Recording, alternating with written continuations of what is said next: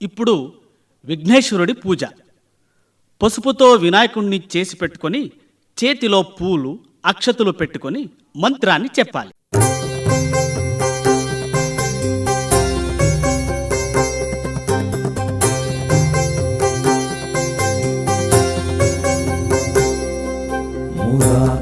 మురాకరాతమోదకం సదా విముక్తి సాధకం మురాకరాతమోదకం సదా విముక్తి సాధకం కళాధరావతంసకం విలాసిలోకరక్షకం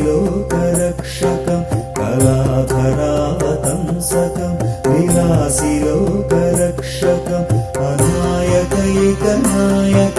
వినాశితే భదైత్యకం అనాయకైకనాయకం వినాశితే భదైత్యకం నకాశుభాశునాశకం నమామి తం వినాయకం మురాకరాతమోదకం సదా విముక్తి సాధకం నమామి తం వినాయకం నమామి తం వినాయకం.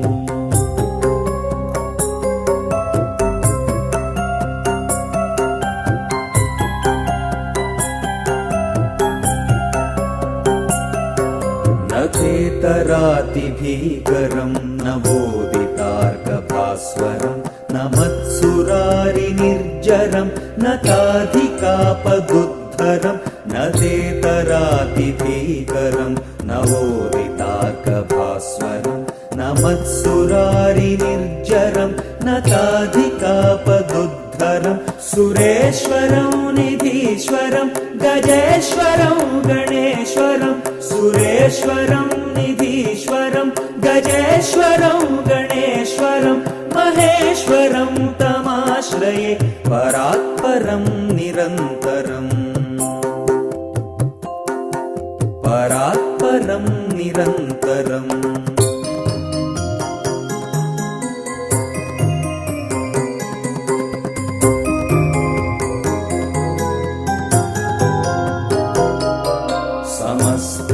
సమస్తలోకశంకరం నిరస్తదైత్యకుంజరం దరేదరోదరం వరం వరే భవక్త్రం అక్షరం సమస్తలోకశంకరం నిరస్తదైత్యకుంజరం దరేదరోదరం వరం వరే భవక్త్రమక్షరం కృపాకరం క్షమాకరం ముదాకరం యశస్కరం మనస్కరం నమస్కృతాం నమస్కరోమి భాస్వరం కృపాకరం క్షమాకరం ముదాకరం యశస్కరం మనస్కరం నమస్కృతాం నమస్కరోమి భాస్వరం.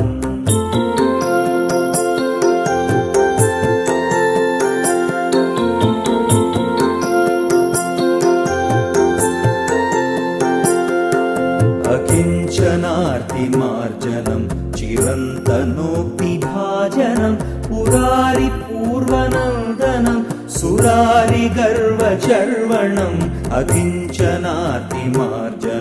చిరంతనోక్తిభాజనం పురారి పూర్వనందనం సురారి గర్వచర్వణం ప్రపంచనాశభీషణం ధనంజయాదిభూషణం కపోలదానవారణం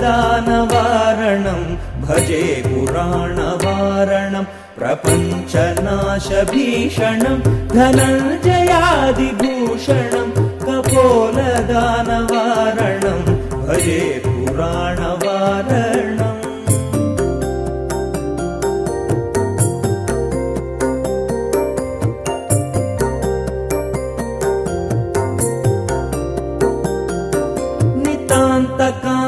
దంతకాంతిం అంతకాంతకాత్మజం అచింత్యరూపమంతహీనం అంతరాయ కృంతనం నితాంతకాంతదంతకాంతిం అంతకాంతకాత్మజం అచింత్యరూపమంతహీనం అంతరాయ కృంతనం నిరంతరే నిరంతరం వసంతమేవ యోగినాం తమేకదంతమేవ తం విచింతయామి సంతతం హృదంతరే నిరంతరం